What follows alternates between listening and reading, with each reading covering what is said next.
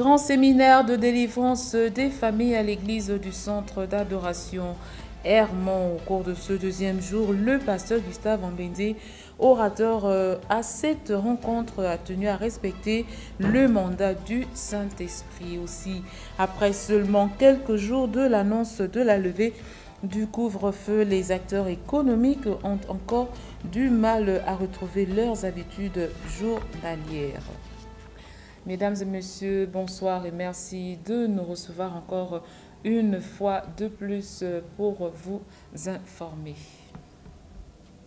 Je vous le disais en titre, deuxième jour du séminaire de réveil à l'église du centre d'adoration Hermon 6 à Mindoubé. La délivrance familiale est la thématique abordée au cours de ces 5 jours par le pasteur Gustave Ambende du Congo-Brazzaville. Les images sont de Floris Mapongo. Aider les familles gabonaises à recouvrer la liberté sur tous les plans. C'est la mission assignée par le Saint-Esprit à ce grand homme de Dieu venu du Congo-Brazzaville. C'est avec le texte de Néhémie 4,14 que le pasteur Gustave Ambende a exhorté aux représentants de familles présents à ce rendez-vous de délivrance de s'approprier la notion de responsabilité et de défense familiale. Dieu est un Dieu de famille. Vous êtes là? Et quand il a tué son frère, Dieu lui a demandé, mais où est ton frère? Il va répondre, suis-je le gardien de mon frère? Mais exactement, tu es le gardien de ton frère. Tu es le gardien de ton frère. Tu as la responsabilité de ta famille. On a vu ici, combat pour ta famille, combat pour tes soeurs, combat pour tes frères, combat pour tes fils, combat pour tes filles, combat pour vos femmes, ta femme, combat pour ta maison. Tu ne peux pas combattre ta famille, mais tu combats pour ta famille. Parce que la restauration d'une famille demeure dans l'unité, la pratique du pardon et l'acceptation sont plus que jamais nécessaires dans cette bataille. Le non-pardon, c'est une prison. Tu ne pardonnes pas cette personne parce qu'elle t'a fait beaucoup de mal, mais c'est toi qui es prisonnière en fait. C'est toi qui es prisonnier, cette personne. Parce que parfois la personne qui te fait souffrir, elle n'a même pas conscience des dégâts que ça cause dans ta vie. Elle est libre, c'est toi qui souffres. C'est difficile, je sais, tu es en train de me dire, je peux pardonner, mais pas lui. Mais évidemment, c'est lui qu'il faut pardonner. Le pardon a de la valeur quand c'est qu'on nous a fait souffrir.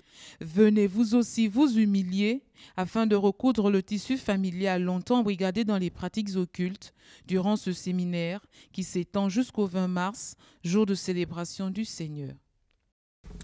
Reprise timide des activités dans le secteur économique depuis la levée du couvre-feu au Gabon mercredi dernier par le président de la République. Les commerçants restent tout de même confiants face à cette situation. Floris Mapongo pour les images. Le Gabon sort de 2 années de couvre-feu, période de restrictions sanitaires très éprouvante pour les agents économiques, tous secteurs confondus.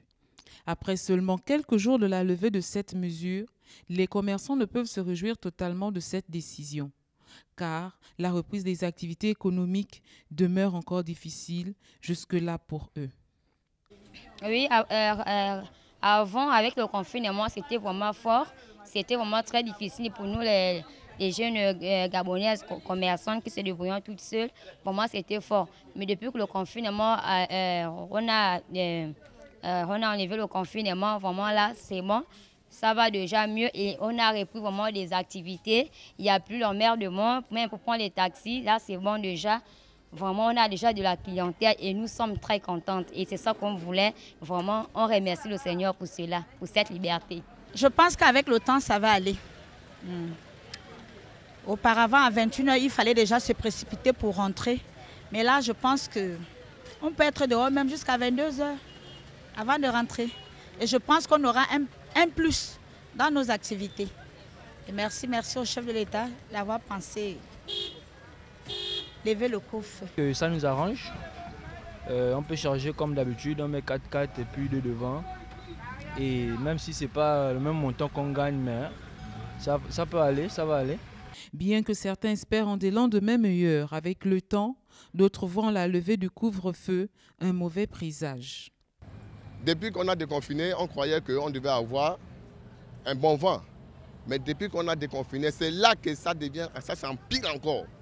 Même hier, je suis allé au marché, j'ai payé ma marchandise à 250 000 francs.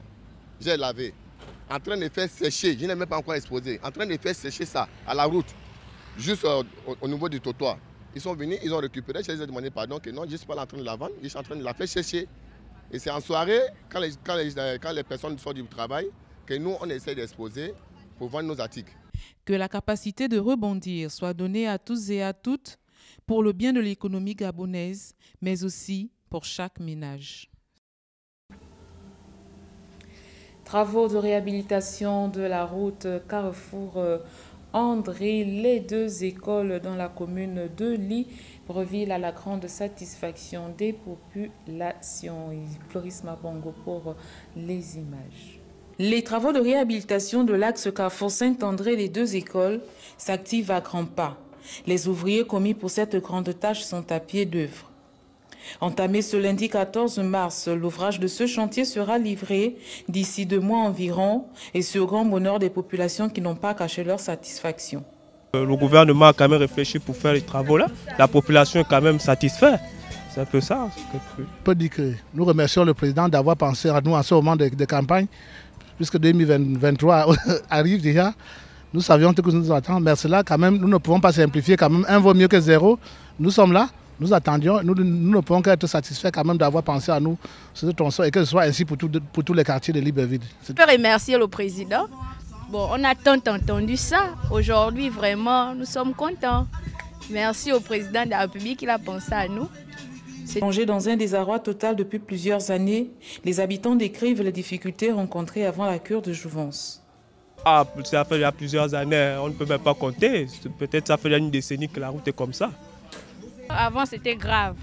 C'était pas facile. La poussière, nous qui faisons un peu le commerce en bordure de route là, la poussière, les clients se plaignaient. Moi-même aussi, j'étais tout le temps malade. Aujourd'hui, ça va. Vivement que ces travaux aillent à leur terme pour le bien des usagers de ce tronçon. Quelle différence faites-vous entre les présentations et les fiançailles dans cette édition d'information? Vous écouterez les tentatives de réponse de ces deux pratiques courantes dans notre société au micro de Floris Mabongo. Par exemple, si une femme ça fait peut-être 3 ans qu'elle sort avec un homme, elle entretient une relation avec un homme et que les parents ne sont pas au courant, l'homme peut aller vers la famille pour aller faire genre des présentations. Maintenant, les fiançailles, c'est un pas vers la dot. Les fiançailles, c'est un pas vers la dot. Donc, du genre, venir dire à la famille de la femme qu'il veut déjà, il veut vraiment de cette fille-là. C'est un peu ça. Les présentations, moi, je pense que c'est juste pour venir montrer le corps que c'est moi qui est votre fille. Maintenant, les fiançailles, c'est pour montrer à la famille que là, je veux vraiment m'engager avec votre fille. C'est un peu ça. C'est pas tellement pareil. Le coco n'est pas comme le fiançailles. Le fiançailles, tu peux aller individuellement, tu te présentes sans rien en main. Le coco, c'est la bonne mariage, la bonne coutume. Vous amenez quand même un peu les effets, la boisson, un peu de pain, un peu d'argent pour que la famille te connaisse. C'est à peu près ça le coco. Fiançailles, c'est juste un geste, hein. Même pour amener aussi les 20 000, ça suffit.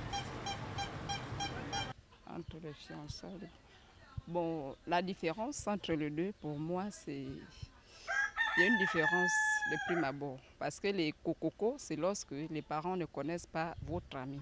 Donc, lorsque vous entretenez une relation en cachette, je vais dire ça comme ça. Et les fiançailles, c'est un terme généralement utilisé en Europe. Donc, ce qui veut dire que c'est en Europe qu'on rencontre les fiançailles et autres. Mais ici en Afrique, chez nous, on appelle ça les présentations. C'est un événement unique dans la vie.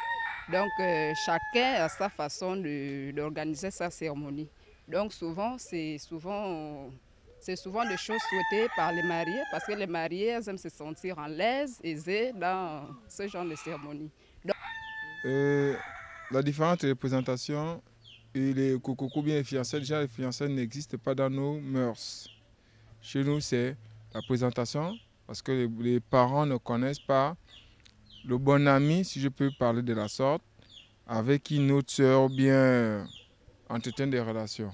Donc, chez nous, on connaît juste la présentation, dot, mariage. Bon, la dot, c'est le mariage chez nous. C'est juste présenter, montrer le corps. Le beau-fils vient dire que c'est moi qui vis avec votre fille. Chez nous, c'est ça les présentations. Voilà qui vient boucler l'actualité du jour. Place à présent au rappel des titres. Grand séminaire de délivrance des familles à l'église du centre d'adoration Hermon. Au cours de ce deuxième jour, le pasteur Gustave Ambende, orateur de cette grande rencontre, a tenu à respecter le mandat du Saint-Esprit. Tout de même, après seulement quelques jours de l'annonce de la levée du couvre-feu, les acteurs économiques ont encore du mal à retrouver leurs habitudes journalières. C'est tout pour notre édition d'information. Je vous dis au revoir et à la prochaine. D'ici là, prenez soin de vous.